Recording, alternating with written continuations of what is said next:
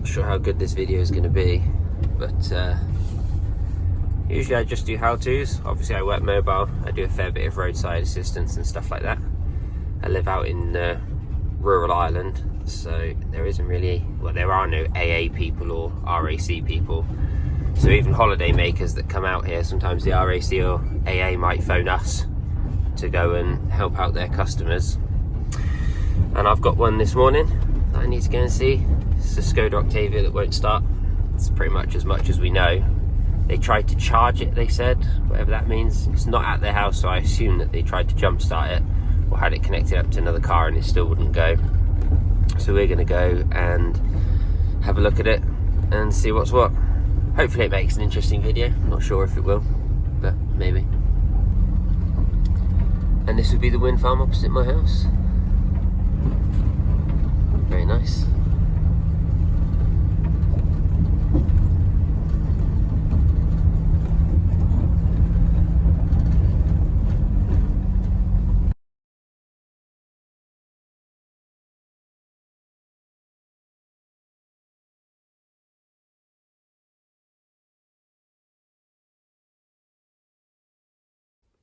So the plot thickens. We've just gone and collected the key. Customers basically abandoned the car, so now we have to go and find it. It's apparently in a school car park, so time to explore. So this is the car. If the battery's completely flat, I wonder if they were able to lock it. I guess they were, so it's not completely flat. And it does unlock. That seat is far forward. I wouldn't even be able to get in that. There we go. Okay, let's experience this for the first time.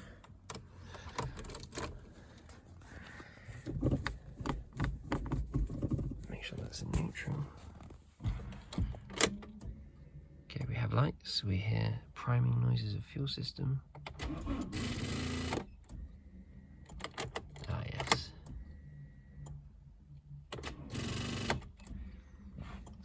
Battery or something, isn't it? Right, let's give it a shot. If it's just a dead battery, it's going to be the lamest roadside ever. I was kind of hoping it would be something interesting, but there we go. Step 1, put on some gloves. Step 2, grab the jump pack. Oh, single-handedly.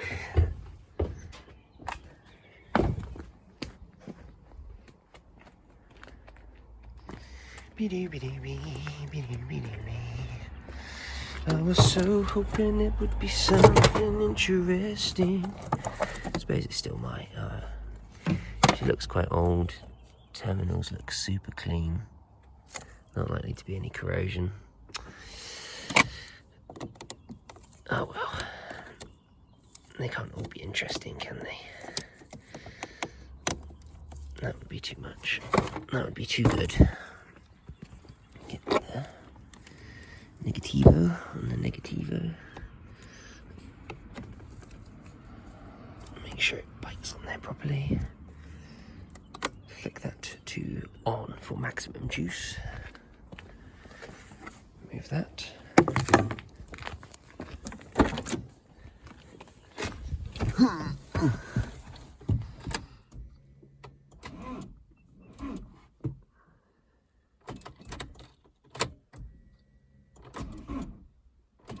She wants to go a bit better. Is my jump pack dead? I bet you it's dead. Plan B. Get some jump cables on that bad boy. Now we'll see if she'll go. I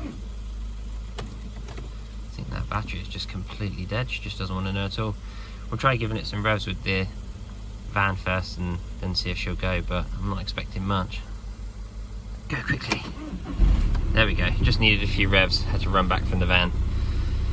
So that's it, verified. It's definitely something up with the battery. Now we're going to get the multimeter out and just test it and make sure that the alternator in this car is charging the battery, and that's not the reason it's gone flat. There's no battery light on, which suggests to me that the alternator probably is charging it properly, but we will double check for sure. That's it. No problem with the alternator charging at idle. There are more tests you can do, like a ripple test and that kind of thing. But just for the symptoms that we've had and just looking at the age of the battery, it doesn't surprise me that the alternator is charging fine. It's just a dead battery. If we turn it off, it might not even start again. I do hear something, a bit of a noise, which I think may possibly be the auxiliary belt.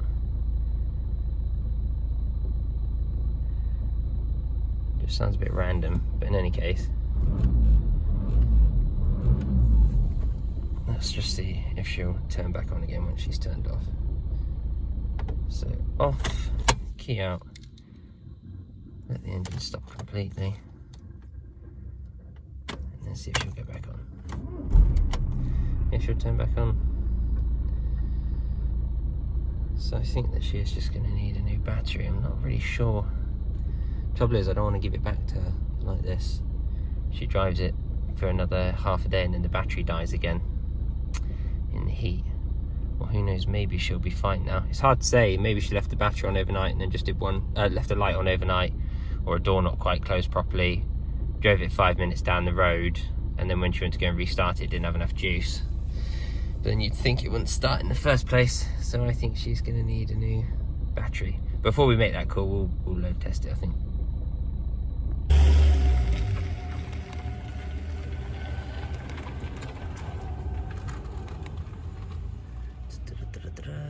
How many amps is that battery? Can't see.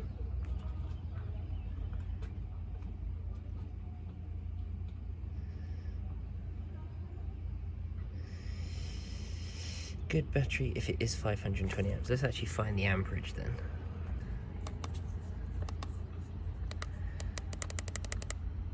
It's 480.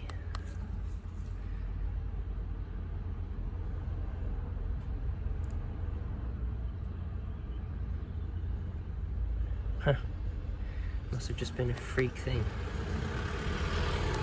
Let's do a charging test, shall we? Start the engine. Make sure that isn't in the engine bay.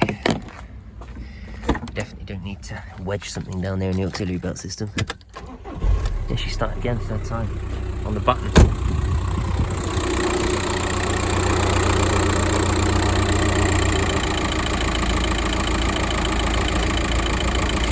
This is just checking the AC in the system, as in alternating current.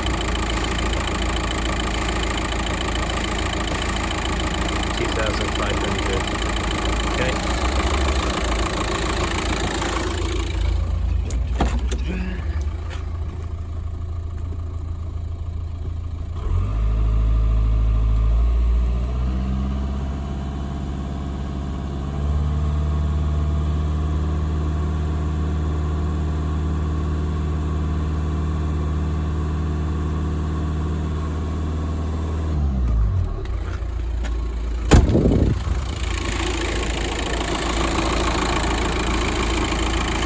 Normal, thing checks out. Alternator fine, battery seems fine. Must have just been one of them freak things. I think I might just see how she gets on with it for now. And if it happens again, then we'll think about getting her a new battery. She's got kids, so maybe one of the doors was just left open or something. At least she's back on the road. Well, there was nothing wrong with that battery in the end. Didn't make for a great roadside assistance, did it? Yeah, I was hoping there would be some sort of alternator problem or something. Especially considering I sort of assumed that they jump-started it or tried to jump-start it themselves, which usually just a flat battery would go on a jump-start pretty easily, so I don't know what happened there. But in any case, the battery's fine. She's picked it up, she's been driving it around. Nothing wrong with it, it's working fine now, so I can only assume that one of the doors was left open a little bit or something, and an interior light just drained the battery. But in any case, that was it. Sometimes they're more interesting than that, I promise. But until next time,